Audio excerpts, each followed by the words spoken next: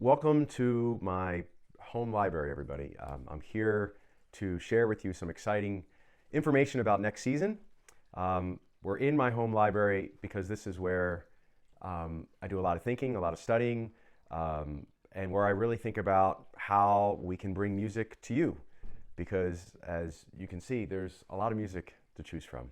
So preparing for a season is some of the most exciting things. It's like preparing multiple dinners for all of you, and there's so many different tastes and desires and experience that you have with your own concert going experience, but there's a lot of things that you may never have tried. So it's always trying to find that sort of special combination that we have something for everyone, but at the same time might breathe life into works that we all know and love, and at the same time maybe introduce something you've never heard of, whether it be a brand new piece or a work from a composer that we might not be as familiar with. So with that, many of you probably have heard that recently we announced that we've extended my contract, that I'll stay here pretty much indefinitely. And this has been a major commitment to you, to our community, to the orchestra and chorale. And so I program with all of these things in mind, and it takes a while to sort of come up with all that. But I'm really excited, even though we're still in this crazy time, getting through and hopefully almost through the pandemic. So I'm thinking that as we truly come out of that once and for all by next season, we'll have a season that really brings you and your friends and new people to the concert hall. And so we open on September 17th, 2022, with our concertmaster, Stefan Cepeda, who's one of our great soloists, performing a concerto every other year. He'll be performing Max Bruch's Scottish Fantasy, which, as it suggests, is sort of this dreamlike world of Scotland. And it's really a series of fun, exciting dances that you feel like you're in a dream state, really.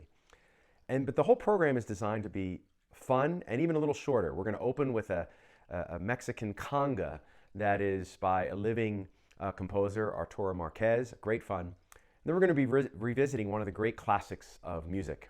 Those of us who experienced the original Disney Fantasia know The Sorcerer's Apprentice. And so we'll be performing that work, which we haven't performed in almost 20 years. And we'll be concluding with one of the great hypnotic, erotic works of music, Ravel's Bolero, which for Ravel was just an example of how long could he take to get from really soft to really strong, an example of a crescendo. But for listeners, it turned into this alluring trance that we fall into, that audiences just love to experience. That will be an early concert, 5:30, because afterwards we're going to have a big opening night celebration, opening our 68th season, a fundraiser with food and drink, auction, all here at the Helena Civic Center. We'll continue our season with a work that we were supposed to do during this past May, and that is Mr. Sondheim's Sweeney Todd, this musical thriller and opera. It was already programmed 2 years ago for this past May, but we're going to finally get to do it. And it's very serendipitous and perhaps unfortunate that we're also doing this at the time where we now refer to Mr. Sondheim, who was one of my first bosses, as the late Mr. Sondheim. He passed away on Thanksgiving weekend. But this work is one of the great works of art. Many people think, oh, it's this terrible, dark tragedy. It's actually a comedy and a wonderful commentary on human behavior. It's full of fun and some really poignant messages, and I think it's a really exciting time to do it. We'll be doing it, though, around not far from Halloween. We'll be doing that on October 22nd with a great cast. It's full of incredible opera singers and people from the musical theater. So we're excited to bring you Sweeney Todd in a semi-staged production. We continue the season in January of 2023 with a real commentary on humanity, and that's Franz Liszt, Les Preludes, a great crowd pleaser if you've not experienced that before, and ending with a real heavy, intense work that is so familiar to all of us, Richard Strauss's Also sprach Zarathustra. Most people know it as, oh, that's the beginning of Space Odyssey 2001, the Stanley Kubrick film. He uses the first 90 seconds of Strauss's work, but it's a very large-scale work that it sort of asks the question, who are we? And how we deal with love and conflict and our own existence. These two heavy works are interjected with a fun Hungarian Rhapsody by Franz Liszt. If you've ever seen a Tom and Jerry cartoon or a Disney cartoon, you've heard the Hungarian Rhapsody. So it's an exciting beginning to 2023. We continue with an all Tchaikovsky program in February, a violin concerto, one of the great violin concertos, followed by his Fourth Symphony, which is basically his own version of Beethoven's Fifth. It's a question of fate and triumph of the human spirit. The violin soloist is the acclaimed violinist Amy Oshiro Morales. She's a member of the Philadelphia Orchestra and just an exquisite violinist. We continue in March with Rachmaninoff's 150th birthday, perhaps one of the greatest pianists and composers to live at the 20th century. And we're so proud to bring back my dear friend and sort of musical sister, Claire Wan-Shi. She is your favorite artist. More than any other artist we bring in, she is the one you ask for the most. And while she was here during the pandemic, we didn't get the chance to have you in the hall with us.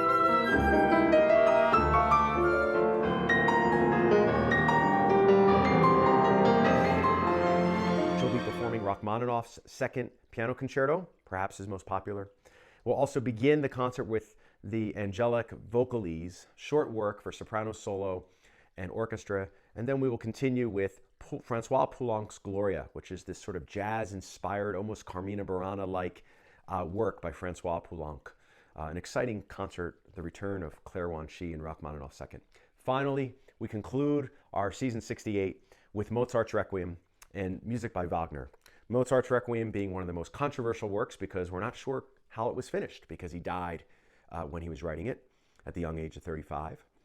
But we're going to open with some music of Richard Wagner, the great opera composer who wrote the Ring Cycle. We're going to begin with one of his exciting preludes, but then we really get to the heart of the concert, and that is his beginning and his end to the opera Tristan and Isolde, which is like a Romeo and Juliet story, and it's very much about love and loss. And frankly, it's just a real tearjerker before we get to the Mozart Requiem. So that's an exciting season 68. As subscribers, you get to renew your seats and get last year's prices starting on Monday, January 31st, up through March 1st.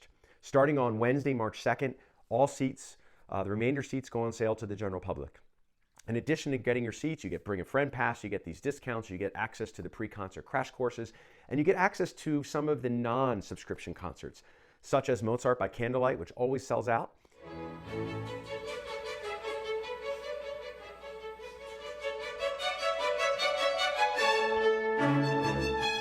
In November, as well as Christmas in the Cathedral, featuring Handel's Messiah. In December, as season ticket holders, you get to purchase those tickets before the general public does. The other non-series concert is one of the most popular and noted all over the country, and that's the Intrepid Credit Union Symphony Under the Stars at Carroll College. We'll be bringing that back just like last year. It's always the third Saturday in July, and it's July 16th. I'm not going to tell you what we're doing. We're going to have a special announcement about that. Subscribers and everyone can get the limited reserve seats. There's only about 200 paid reserve seats. They go on sale on June 1st, but there are 16,800 free seats, and that is always the third Saturday in July, July 16th. I can't wait to share with you what we're going to be doing for that. We also have 5 education concerts perfectly suited for your kids, grandkids, neighbors on Saturday mornings, and we also have the benefit concert at Montana Ting, A Night in Hollywood, featuring some of the great music of the screen. The 6 main season concerts are yours. You get to renew now. We will be in a different world.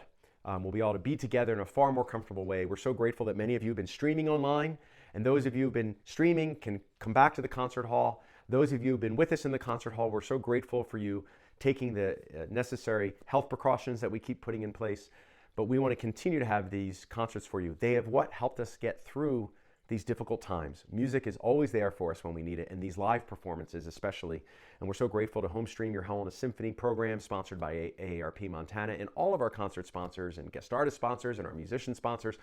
And all of you make a difference. To our patrons and subscribers, we're so grateful that you're with us in and out of the concert hall. More details about Symphony Under the Stars will be emailed to you and on our Facebook site. So if you're not on our email list, go to Facebook or go to our Instagram. You can check out more. You can always send us an email or call the office. Get on our email list because you want to find out about Symphony Under the Stars, when you can arrive to Carroll College, what we're going to be performing, and when those very limited reserve tickets go on sale. Last year they went on sale 12:01 a.m. and they were sold out by 1 a.m. There's only 200 of those that go on sale. And like I said, the other 16,800 seats are for free. Thank you for helping us make a difference in our community and in the world with our music making. Thank you for joining me in my home. We'll return now to the second half of tonight's concert featuring Beethovens Fifth Symphony. Thank you, and I look forward to sharing season 68 with you.